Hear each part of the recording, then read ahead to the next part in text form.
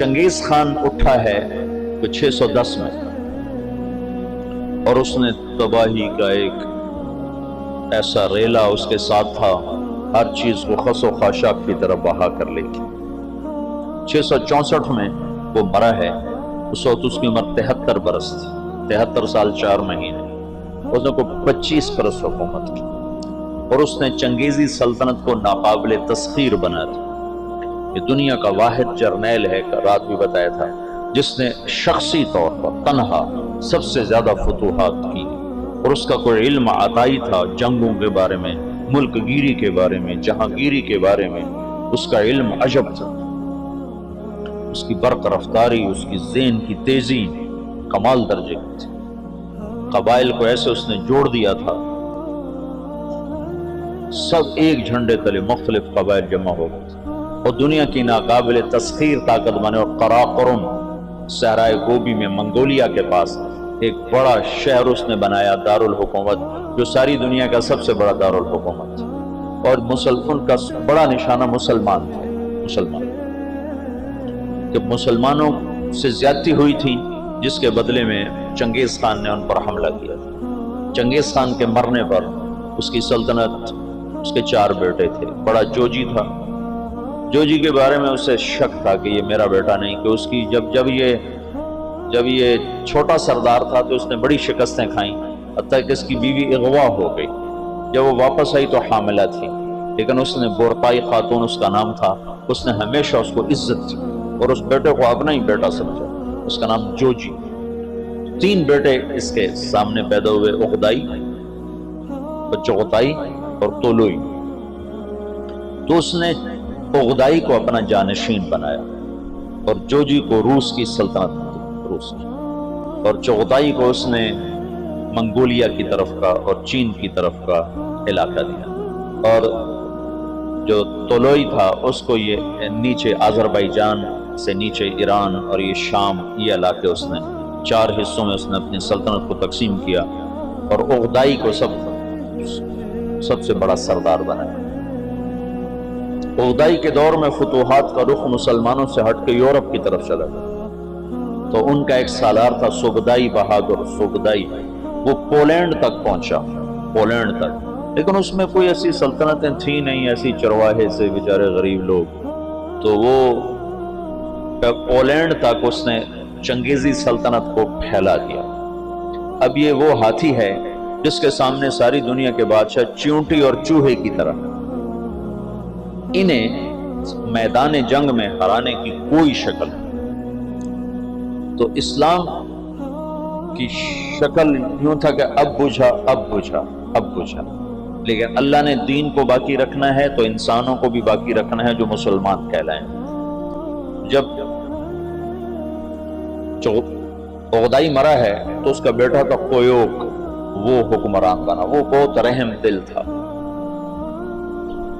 اس نے جنگیں روک دی اور مسلمانوں کو اپنی سلطنت میں شامل کیا، تو اس کی وجہ سے ساری تاتاری سلطنتوں میں مسلمانوں کے بارے میں نرم گوشہ پیدا ہو۔ اب نامعلوم تاریخ کے گمنام سپاہی ہیں جو اتنے غیر معلوم ہیں، اتنے نامعلوم ہیں کہ کسی تاریخ میں ان کا نام تک درج نہیں، ان کی جگہ درج نہیں، جنہوں نے تاتاریوں کو دعوت دینا شروع کی۔ خونخوار قوم ہے، اور تاتاری غریب مسلمانوں کی دعوت سے اسلام قبول کرنا شروع ہو گیا۔ یہ تاریخ کا حیرت ناک واقعہ ہے۔ غیر مسلم مورخین بھی اور مسلم مورخین بھی جب یہاں پہنچتے ہیں تو وہ حیران ہوتے ہیں کہ کیسے ایک فاتح قوم نے مفتوح قوم کا مذہب کیسے قبول کر لیا۔ ہندوستان میں کوئی عیسائی نہیں تھا، آج کروڑوں ہیں، کہاں سے آئے؟ انگریزوں نے دعوت دی۔ اندلس سے سارے مسلمان مٹ گئے، سب عیسائی ہو گئے، کیسے؟ طاقت عیسائیوں کے ہاتھ میں تھی۔ تو یہ ایک عجب واقعہ ہو رہا ہے کہ طاقت جن کے ہاتھ میں ہے وہ اسلام کے سب سے بڑے دشمن ہیں، اور اسلام اور مسلمان ان کے لیے سب سے مبغوض چیز ہے، اور پھر وہ انہی کا کلمہ پڑھتے جا رہے ہیں۔ یہ 7ویں صدی میں ہو چکا ہے۔ آج کا چنگیز کسی اور شکل میں ہے، کسی اور نام کے ساتھ ہے۔ آج کا ہلاکو کسی اور شکل میں ہے، کسی اور نام کے ساتھ ہے، لیکن آج بھی وہی ہوگا جو 7ویں صدی میں ہو چکا ہے۔ ہم ان کو سیاسی میدان میں، جنگی میدان میں شکست نہیں دے سکتے۔ تو وہ سائنس ٹیکنالوجی میں وہاں پہنچ چکے ہیں جہاں ہم اور جنم لے کر بھی نہیں پہنچ سکتے، لیکن ایک راستہ ہمارے پاس پڑا ہے، ہم ان کو دعوت دیں۔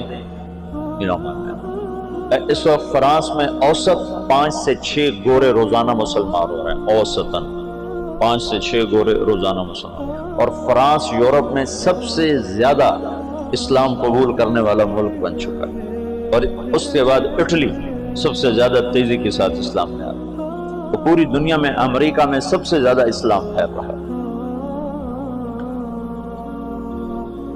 دعوت ایسی چیز ہے جو چیونٹی سے ہاتھی کو مروا دیتی ہے۔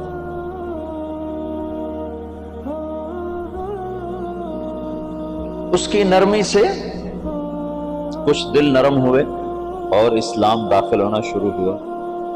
تو کویوک جب مرا ہے تو اس کا بعد طولوئی کے 4 بیٹے تھے، ایک قبلائی خان، ایک منگو خان، ایک بوکا خان اور ایک ہلاکو خان۔ تو اس وقت جوجی کا بیٹا ایباقا وہ سب سے بڑا سردار تھا تاتاریوں میں، تو انہوں نے مشورہ کیا کہ اب ہم کس کو اپنا خاقان بنائیں، تو ایباقا نے منگو خان کے بارے میں کہا کہ اس کو اپنا خاقان بناؤ۔ منگو اسلام دشمن تھا، اس کے دور میں بغداد تباہ ہوا ہے۔ جب بغداد پہ حملے کا لشکر نکلا ہے تو یہ جو مسلمان دائی تھے یہ جوجی کی نسل میں اپنا کام دکھا چکے تھے، اور جوجی کا پوتا برکا خان مسلمان ہو گیا۔ ان کی دعوت پر ایک وزیر مسلمان ہوا۔ وزیر کو جب موقع ملتا برکا خان کو اسلام کے فضائل سناتا، اس کو باتیں بڑی اچھی لگتی، پھر وہ پوچھتا تمہیں یہ باتیں کون بتاتا ہے، تو پھر وہ بڑے مناسب طریقے سے کہتا کہ یہ مسلمانوں کا دین ہے، یہ مسلمان بتاتے ہیں۔ پھر اس نے کہا مجھے مسلمانوں کا کوئی وفد ملاؤ۔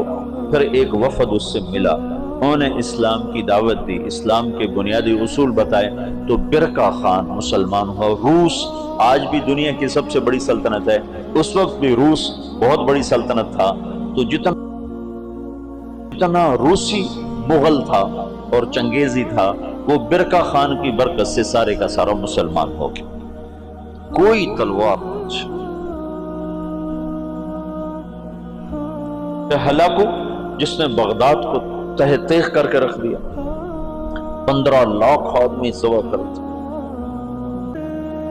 658 میں پھر اس نے مصر پہ چڑھے، اس دوران حلب، شام، دمشق کو اس نے اینٹ سے اینٹ بجا دیا۔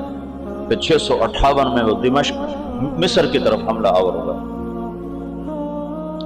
تو مصر پر اور ہندوستان پر، حالانکہ یہ دونوں ملک کے لوگ کو اتنے دلیر نہیں تھے جتنے کہ شام، عراق، یہ جو جنگجو قومیں تو یہاں تھی، عرب اور مصر تو مخلوط قوم تھی، ہندوستان مخلوط قومیں تھیں، لیکن کوئی اللہ کی قدرت ہے، نہ ہندوستان پہ مغل حاوی ہو سکے نہ مصر پہ حاوی ہو سکے۔ دونوں جگہ ہندوستان والوں نے تو طاقت سے، اور اللہ کی مدد تو دونوں کے ساتھ تھی، اور مصر والوں نے سیاست سے۔ 658 میں ہلاکو خان نے مصر پہ حملے کے لیے فوج نکالی، تو اس کا بھائی منگو خان مر گیا۔ منگو کے مرنے پر یہ قانون تھا کہ جو تاتاری جہاں پر ہے، جب خاقان اعظم مر جائے تو سب قراقرم پہنچیں تاکہ اگلے خان کا انتخاب کیا جا سکے، اگلے خاقان کا انتخاب کیا جا سکے۔ تو وہ وہاں سے نکلا، تو اس کی بیوی تھی، وہ عیسائی ہو چکی تھی، توقوزا، اور اس کا سالار تھا کتبوغا، وہ بھی عیسائی ہو چکا تھا۔ وہ مسلمانوں پر بہت ظلم اٹھاتے تھے، بہت ظلم اٹھاتے تھے، اور ان دونوں نے بڑی کوشش کی کہ ہلاکو خان عیسائی ہو جائے، لیکن وہ عیسائی نہیں ہوا۔ تو انہوں نے اس کی منت کی کہ تم واپس نہ جاؤ، مصر کو فتح کر لو، وہ تو مر گیا، اب تو پہنچ بھی نہیں سکتے ہیں، تو تم بعد میں جانا، پہلے مصر فتح کرو۔ اس نے کہا نہیں یہ چنگیز خان کا قانون ہے، میں اسے پورا کروں. اور اس نے ایک لشکر کا حصہ شام میں چھوڑا فلسطین میں، اور 2 حصے لے کر وہ واپس چلا گیا قراقرم کی طرف. تو اس موقع سے فائدہ اٹھا کر مصر والوں نے خود حملہ کر دیا. تو عین جالوت پر 658 میں رمضان میں یہ جنگ لڑی گئی، اور 40 سال کے بعد مسلمانوں کو پہلی فتح نصیب ہوئی. اور اس میں قطبوغا گرفتار ہوا، تو وہاں مصر میں اس کو ٹکڑے ٹکڑے کر کے ختم کیا گیا. پر وہ ایسا کم وقت تھا کہ بوٹی بوٹی ہو گئے، پر اس نے سی نہیں کی، اف نہیں کی. انہوں نے کہا کیا تاتاری عورتوں نے بچے جننے بند کر دیے جو میرا کوئی بدلہ نہ لے گا؟ میرا بدلہ لینے والے ضرور آئیں گے، لیکن اللہ نے وہ موقع نہ دیا. برقع خان ایمان لا چکا ہے. جب ہلاکو چلا ہے، وہ قراقرم کے قرولتائی اس کو کہتے تھے، قرولتائی کانفرنس، اس کانفرنس کے لیے چلا ہے. تو اس وقت قبلائی طلوئی کے 4 بیٹے تھے، تو منگو بنا تھا. تو منگو کی جگہ بوقا خان موجود تھا قراقرم میں، وہ خود ہی خاقان بن گیا. تو قبلائی کو پتہ چلا، تو وہ پھر فوج لے کر آیا، اور اس نے اپنے بھائی کے ساتھ پہلی دفعہ تاتاری آپس میں لڑنا شروع ہوئے، اور ان کی ہیبت میں کمی آئی، اور قبلائی خان نے بوقا کو شکست دی اور قراقرم پہ قبضہ کیا. پھر ان بھائیوں میں آپس میں بہت لڑائیاں ہوتی رہیں تخت کے لیے. آخر میں قبلائی خان غالب آیا، اور اس نے اپنے بھائی کو قید کر لیا. پھر قید میں وہ مر گیا بوقا، اور اس نے قراقرم کی بجائے چین کو اپنا دارالحکومت بنایا. چین فتح کیا اور چین کو اپنا دارالسلطنت بنایا. جب ان جنگوں سے فارغ ہوئے تو ہلاکو خان نے حملہ کیا مصر پر.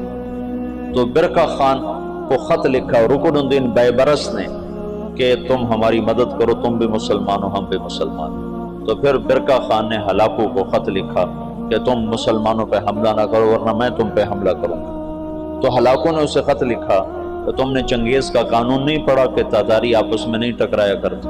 تو اس نے اس کو جواب دیا کہ وہ بھی کافر تھا، تو بھی کافر ہے، تو حملہ کرے گا میں تیرے پر حملہ کروں. جب وہ مصر پہ حملہ آور ہوا تو برقع خان ہلاکو پہ حملہ آور ہوا، تو اس نے ہلاکو کو شکست دی،